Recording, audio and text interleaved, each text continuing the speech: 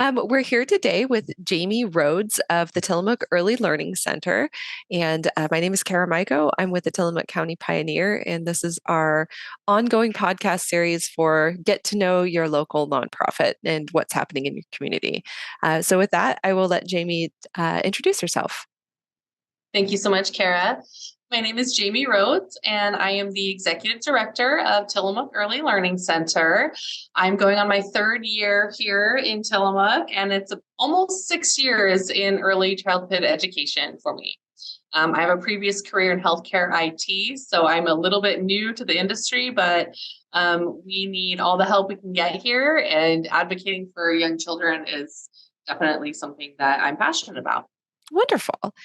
So we were talking a little bit before the meeting started about what brought you into this field in general. That was such a fun story, but maybe you can share a little bit more about your experience as the director.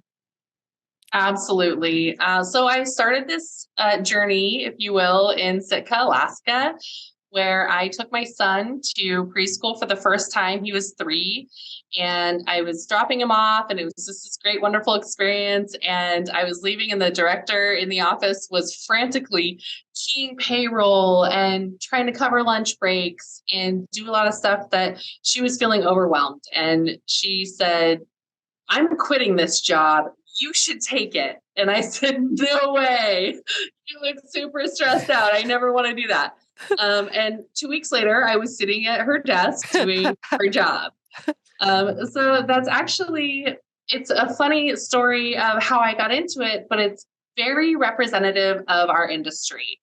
And typically, preschool directors, childcare directors are not well advocated for or represented in the business community.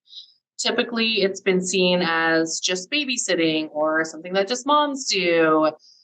So coming into this with a business background was really eye-opening. There's so much opportunity that frankly is being missed and has been missed for a long time. And I think we're all just kind of realizing that there is this whole world of early childhood education that's super important, especially after the pandemic and everything that's happened in the last 3 years.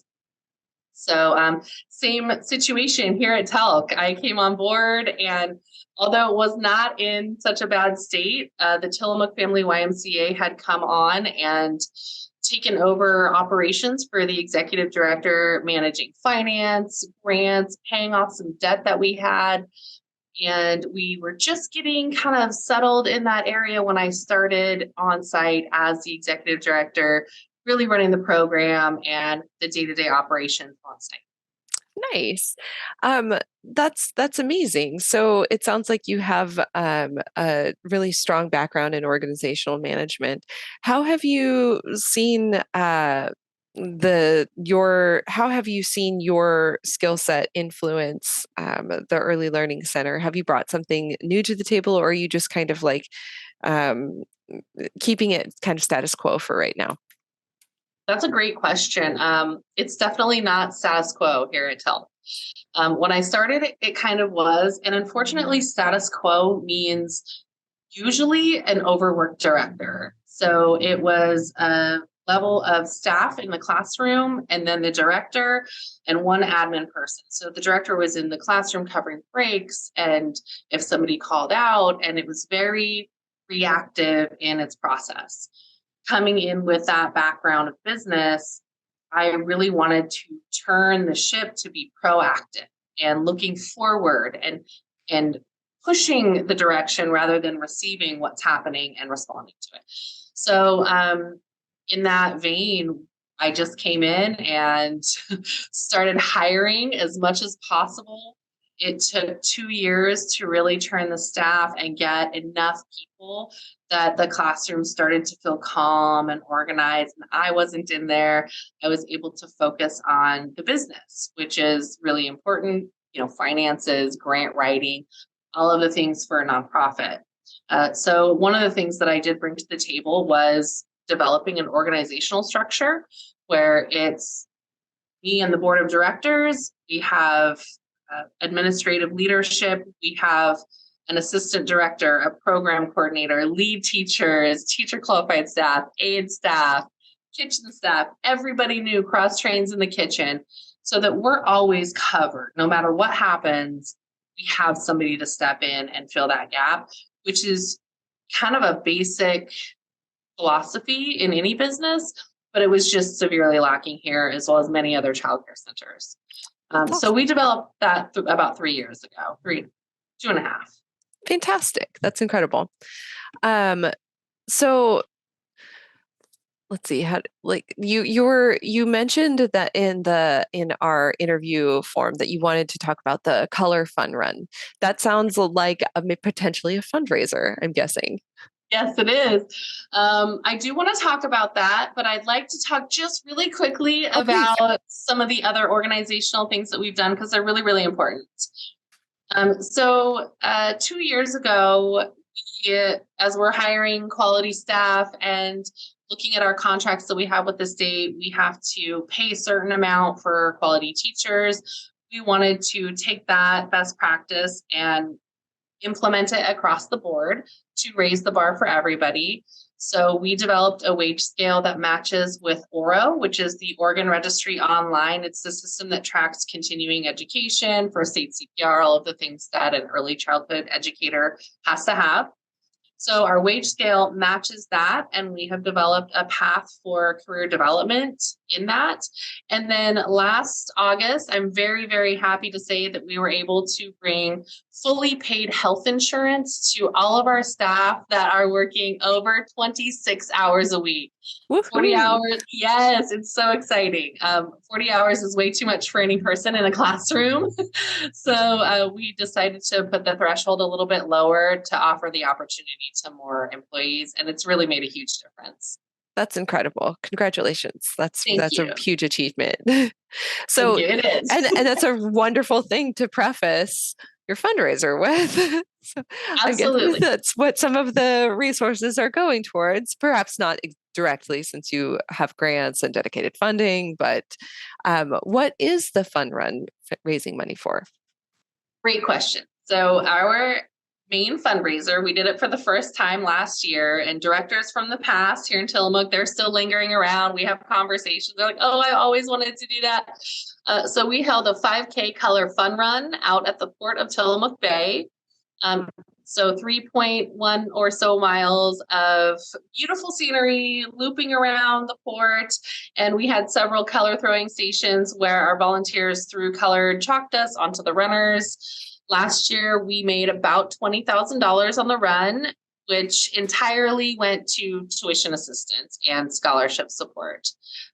We do write off a fair amount of tuition here and provide scholarship assistance. So that is a really good way to fill that gap and make sure that we're continuing to offer that assistance, lower the price of childcare for working families, and also have a really awesome event. So we are doing it again this year. It's scheduled for September 16th out at the port of Tillamook Bay. We are going to be starting at 9 a.m. This year, we're going to have twice the color throwers. Last year, our one child volunteer with his parent had the most fun of everybody Right? throwing color. So Usually we it's that decided way. to capitalize on that. And we're going to invite all the kids from the school districts, the YMCA, any program, any kid that wants to come and throw colored powder dust and has a responsible adult chaperone Key. will be invited. Yep, That's key. it is Um, key. I feel like you could almost have a fundraiser without the running and just the throwing of the chalk, and it would maybe be equally as successful.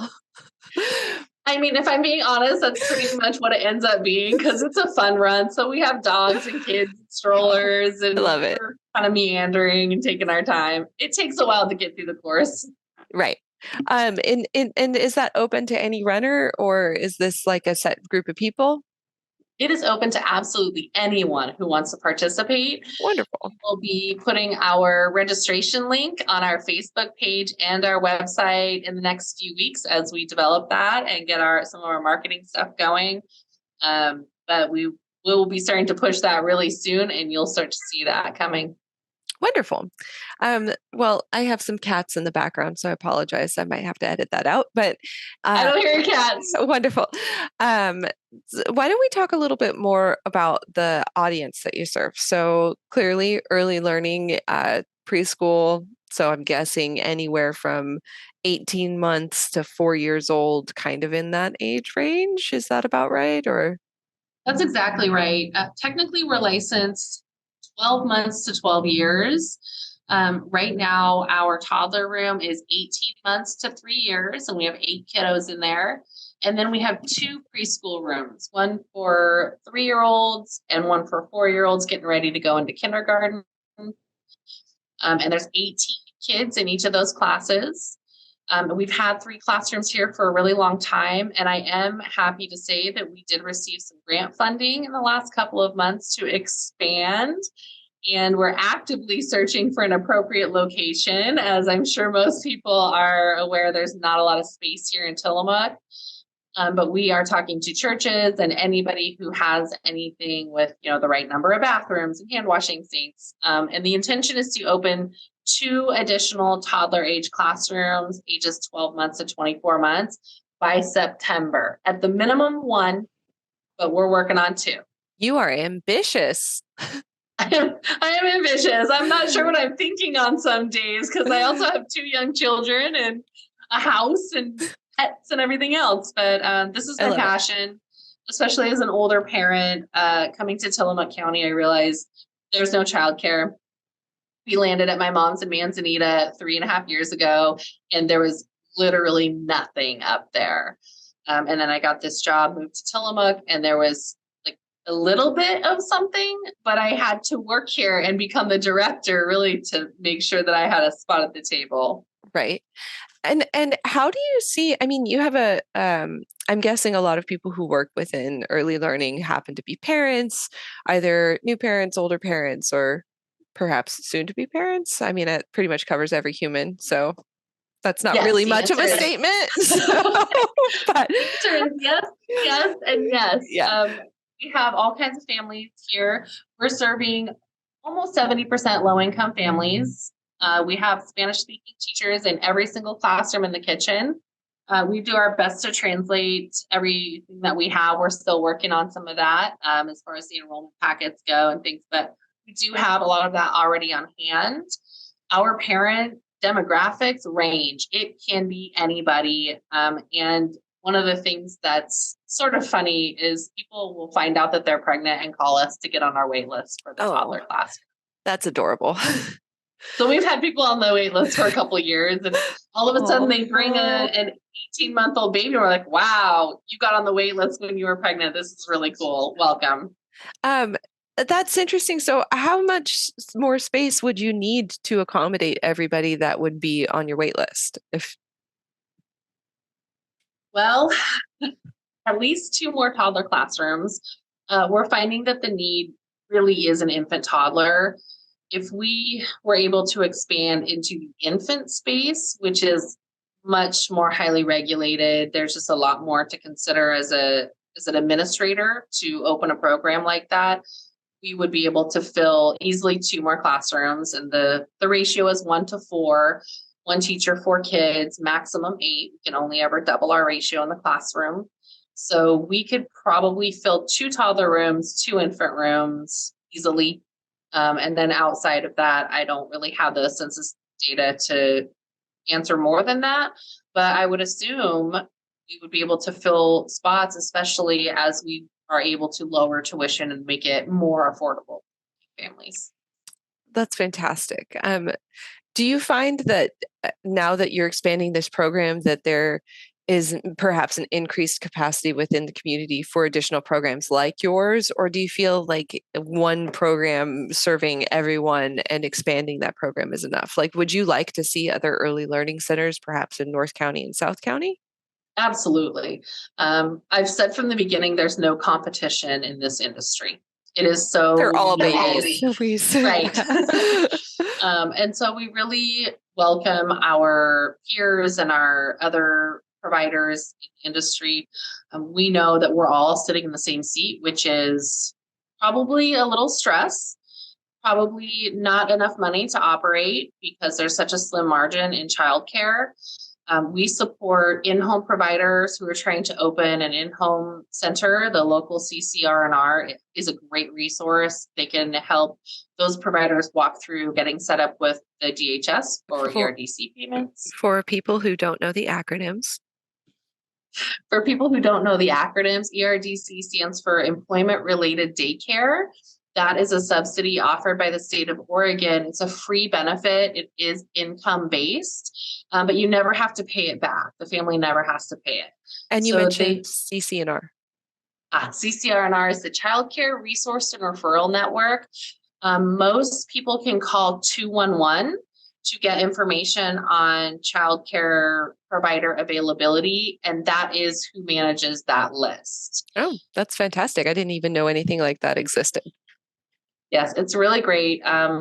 So in addition to our preschool promise contract, where we fully subsidize 12 spots a year for students, we have the ERDC contract, which allows us to accept those payments from the state.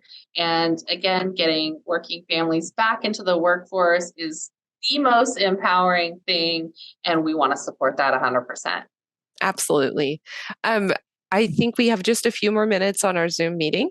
So unfortunately, we should probably cut it maybe a little short. But if there's anything that you would like to add, obviously reiterating September 16th fun run.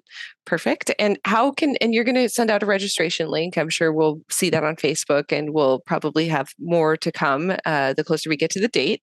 But if there's anything else that you would like to highlight, the floor is yours. Well, I just want to reiterate our support for the community. I mean, we're not only looking at providing childcare for children and providing a safe and secure environment for them. We want families to go back to work. We want them to have that peace of mind that their child is safe, be cared for.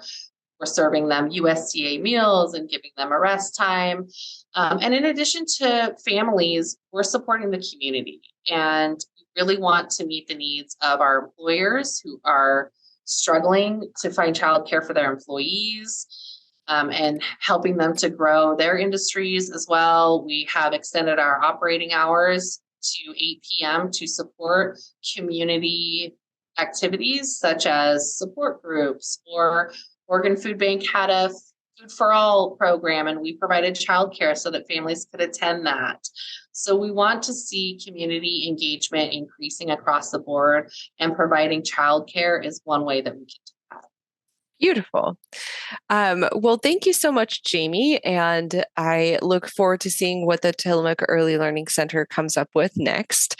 I hope to be there at the fun run. That sounds like a lot of fun. And perhaps maybe I'll be a runner. Perhaps maybe I'll be someone throwing chalk at people. I don't know. They both sound equally as entertaining. Thank you so much for your time. And thank you. This has been a podcast from the Tillamook County Pioneer. Thank you for joining us. And we look forward to the next one. Thank you so much.